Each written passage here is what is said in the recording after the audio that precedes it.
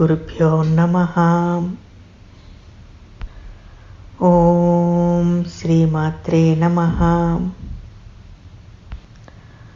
Om Namah Shivaya. We continue with the Dakshinamurthy Stotram. We understand Dakshinamurthy as the Guru of all Gurus, bringing enlightenment to every seeker. Through his grace, there is a personification of the Guru in one's life, which means a personal Guru becomes available when a seeker is ready for this great knowledge or Brahma Vidya. When this seeking becomes a topmost priority, and when the seeker is sincere and ready to surrender to this self in devotion, then a Guru happens. It's not really just meeting a physical Guru and just a little desire to gain some knowledge that establishes this true connection between the Guru and Shishya. It is the actual surrender to this knowledge. It's the actual devotion to this knowledge of gaining the self that establishes the relation between the Guru and Shishya.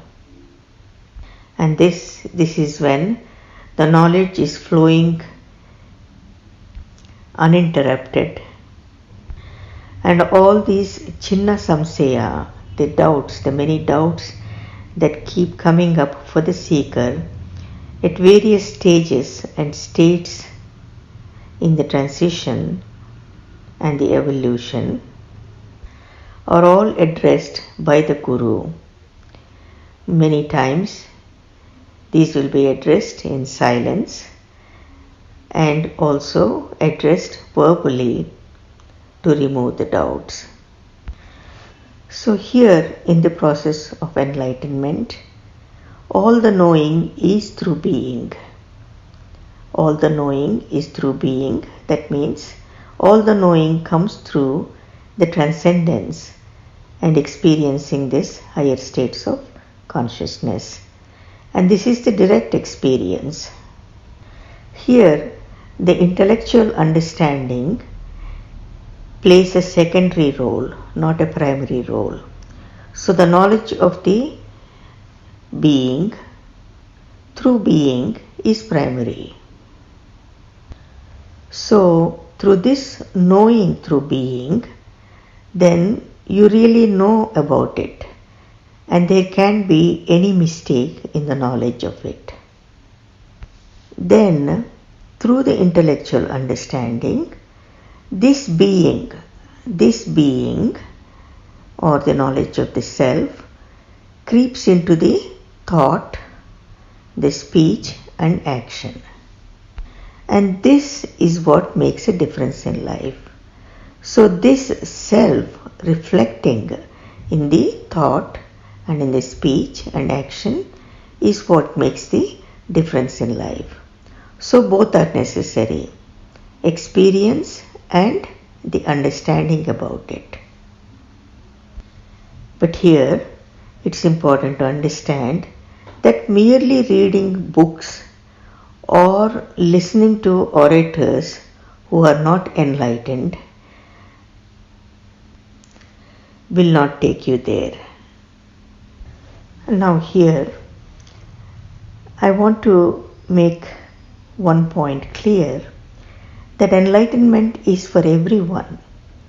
Enlightenment is not for someone who knows Shiva or who believes in Shiva or a particular god, but enlightenment is for everyone belonging to every religion, every denomination, every country, every culture and every race.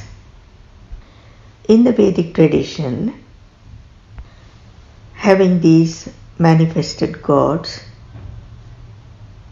who have become the gurus, the initial gurus, starting from Paramashiva to Dakshinamurthy to Bhagavan Narayana, Brahma, and then the great rishis, Adi Shankaracharya, so on and so forth, who all came in this parampara,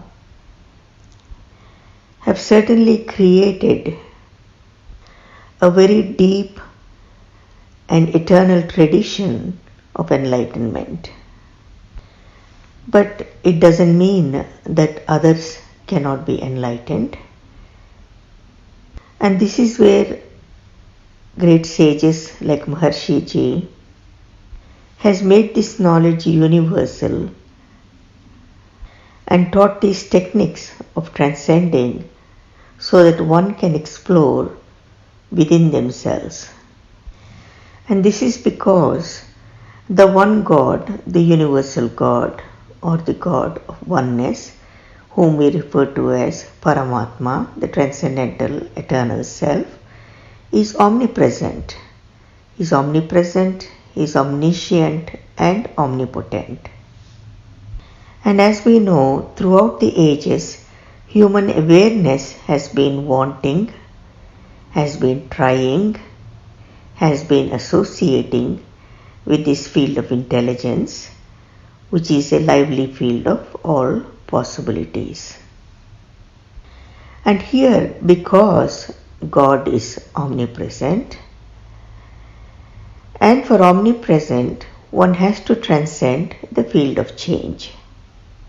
So if one learns to transcend this field of change or this relative field, then one arrives at the level of the transcendent and this self is revealed. So here you are transcending the grosser aspects and moving into the subtler and subtler fields. Then you are also transcending the boundaries. And when you transcend the boundaries, then you can arrive at the unbounded omnipresence of God. And when you come to this unbounded omnipresence of God, which is yourself alone, it is so profound, it is beyond speech, and it's beyond description. And this is the greatest reality of life, the greatest fulfillment of life, and the greatest joy of life. So here, the one who does not believe in a God, or let's say he is a non-believer, even with this effort of trying to transcend, one can realize and arrive at the truth that he is much more than just a body and mind. He is much more than someone that is limited and with boundaries, and that he is this infinite self, which is the pure consciousness. Here Maharishiji would say, when someone knows how to light a lamp, then one should light a lamp. Because when one lights the lamp, then suddenly the darkness is gone. And then we say, oh, thank God. And for those who believe in God, then the God is in one's awareness, because this God is that fullness of all possibilities, and this is characterized in our own Atma, or the self. And so here we begin to understand that God helps those who helps themselves. So one's own effort,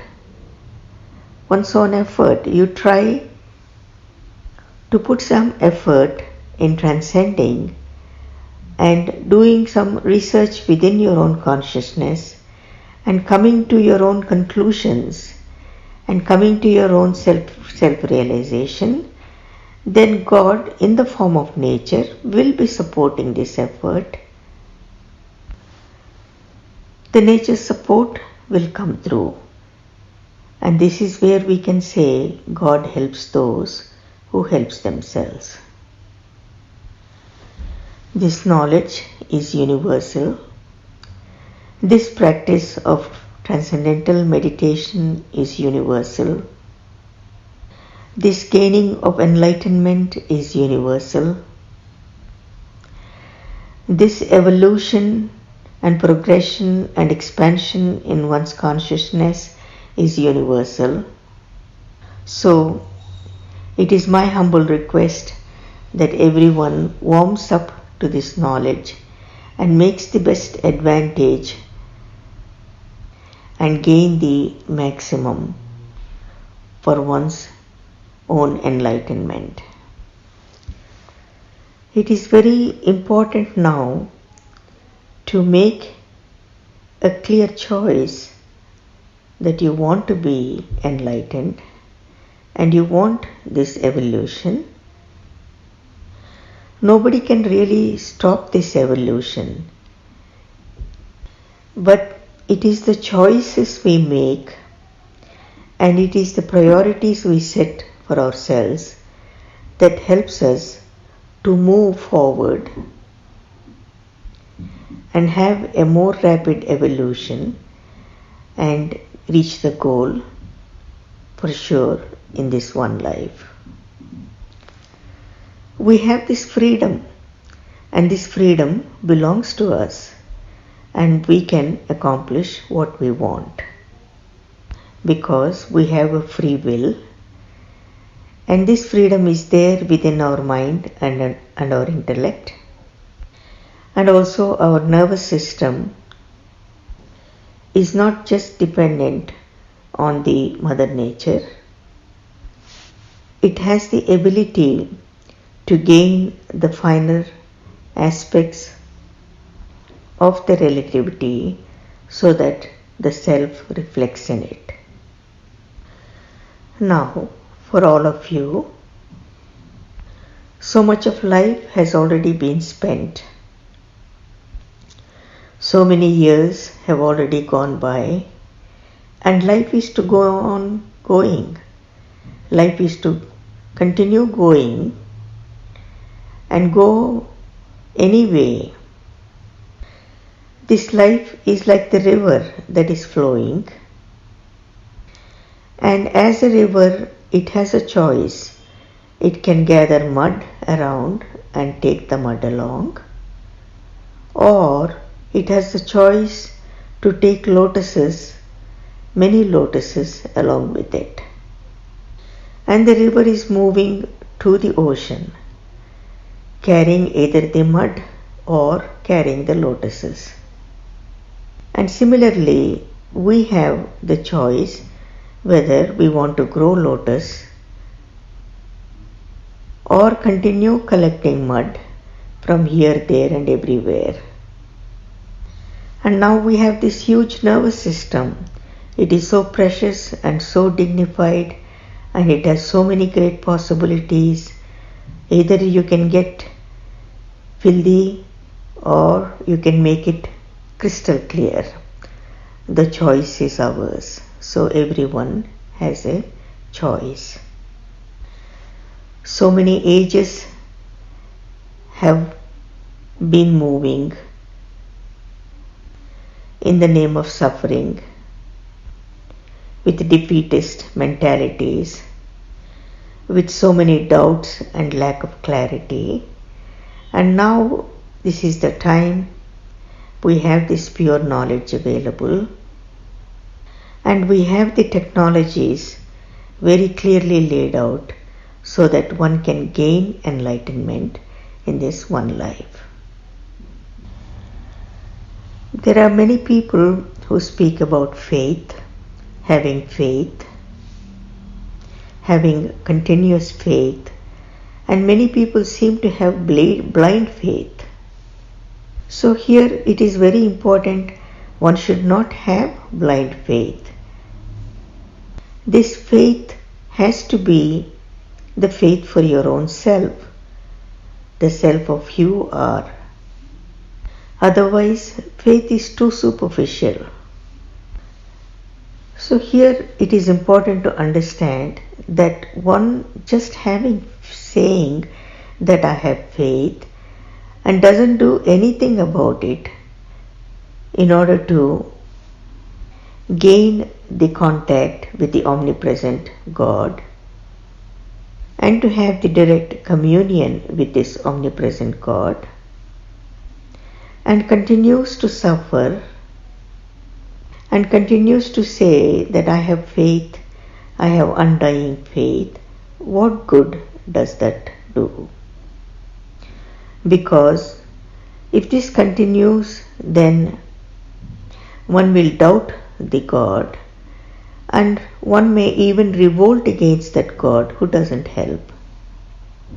So here again, if someone says, I am religious, I am spiritual, I have faith in my religion, I have faith in my God, then it is very important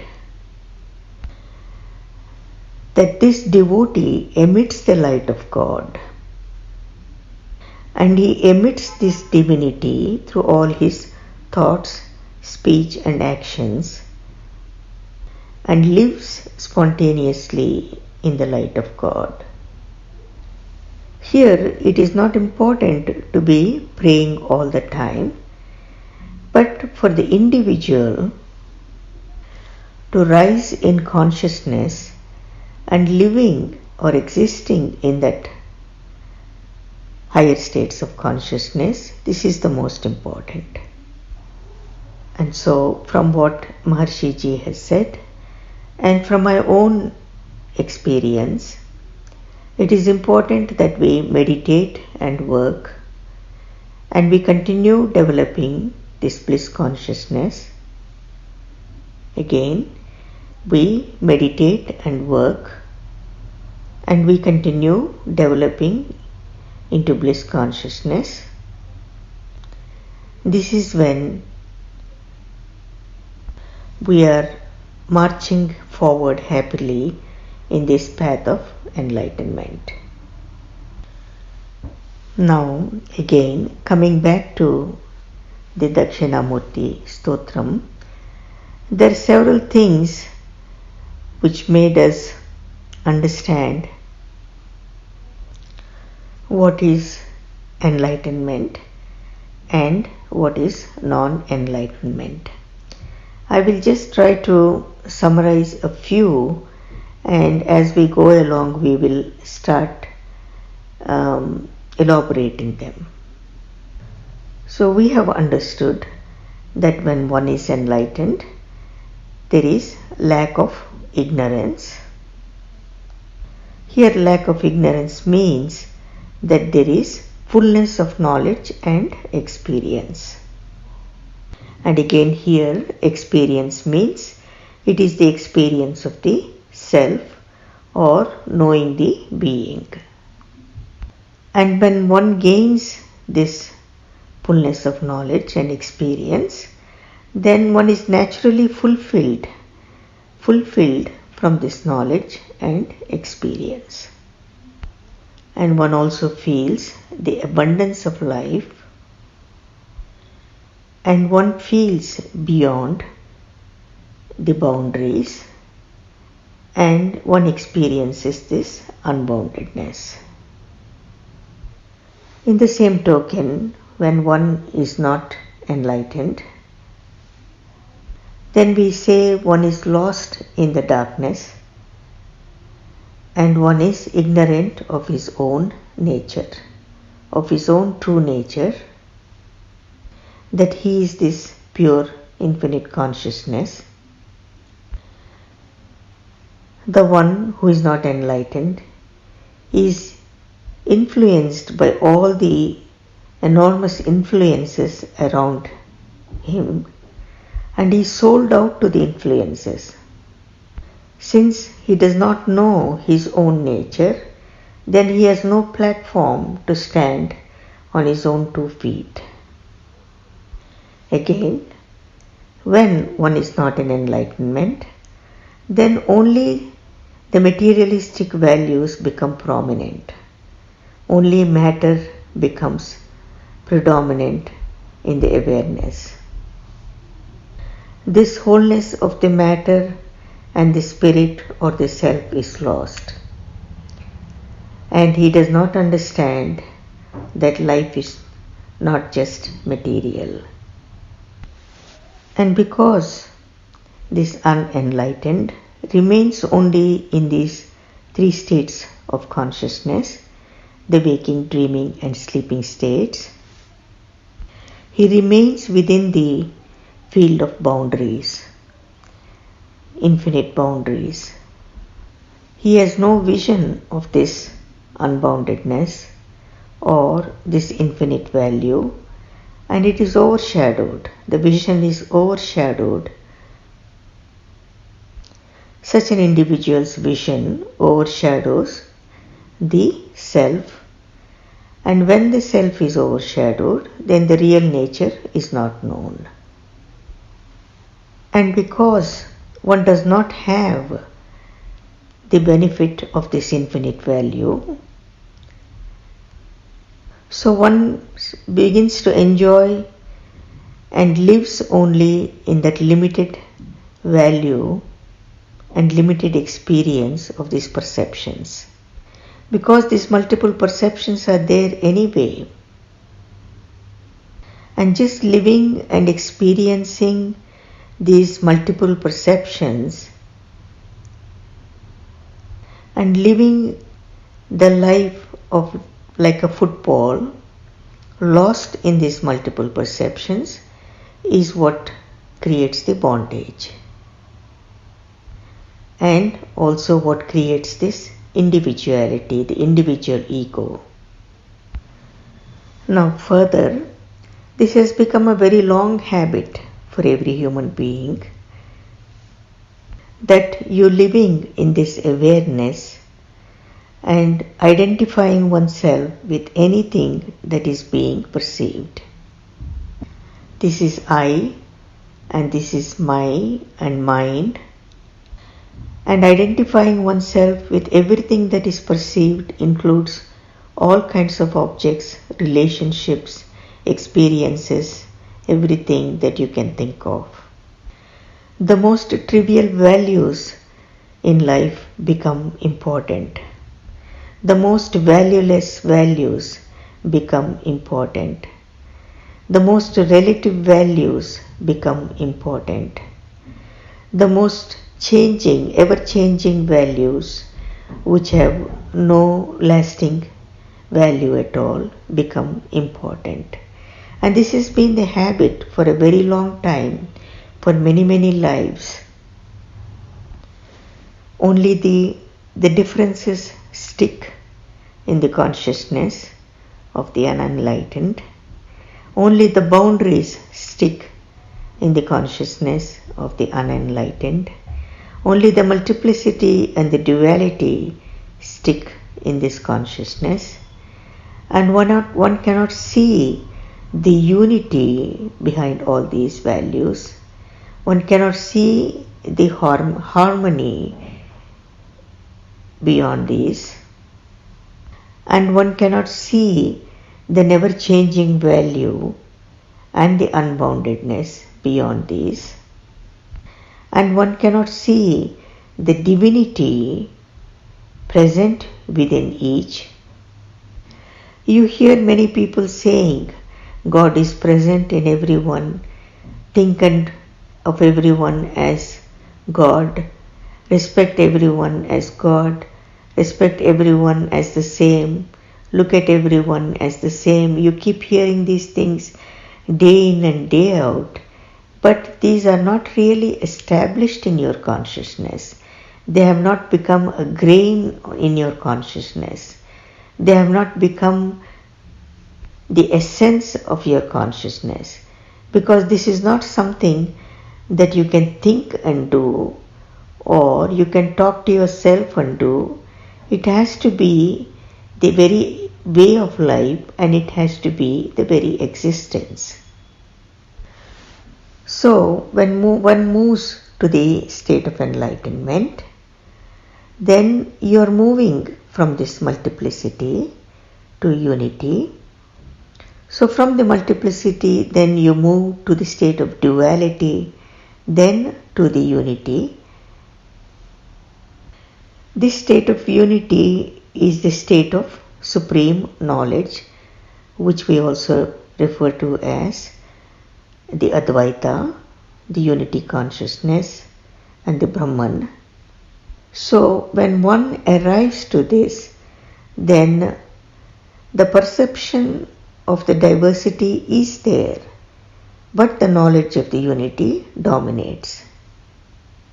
The perception of the boundaries are there, but this knowledge of unboundedness dominates. The life is not dominated by the senses, but the intellect guides the senses, and the self is influencing the intellect. So here again, the differences exist in enlightenment, only the differences do not dominate. Again, the differences exist in enlightenment, only they do not dominate and they do not stick.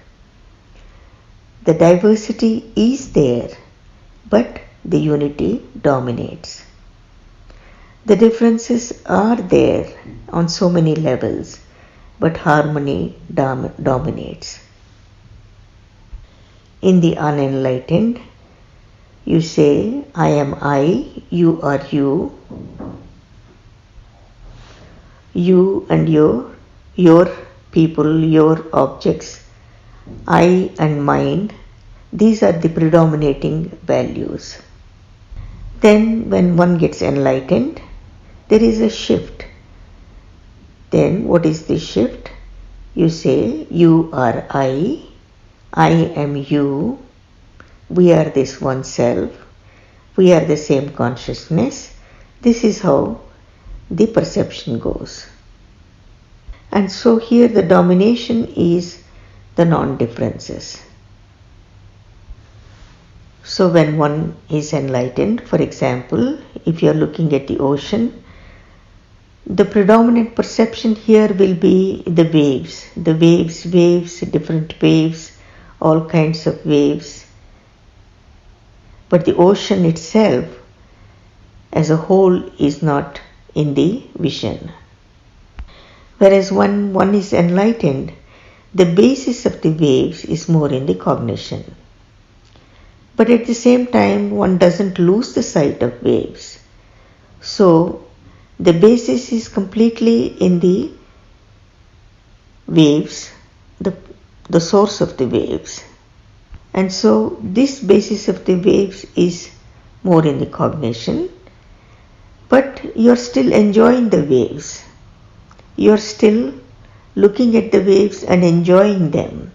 So both are in the awareness, but the predominating awareness is the basis of the waves. In the same way, when one looks at the plant, then what predominates is the sap. You see the differences in the leaves and in the petals and in the aroma and the fragrance. These are all enjoyed. But then what sticks in the consciousness and in the mind is that this oneness of the sap. This sap is doing this. This sap is, presenting itself like this, expressing like this, dancing like this. And this becomes the predominant view or perception.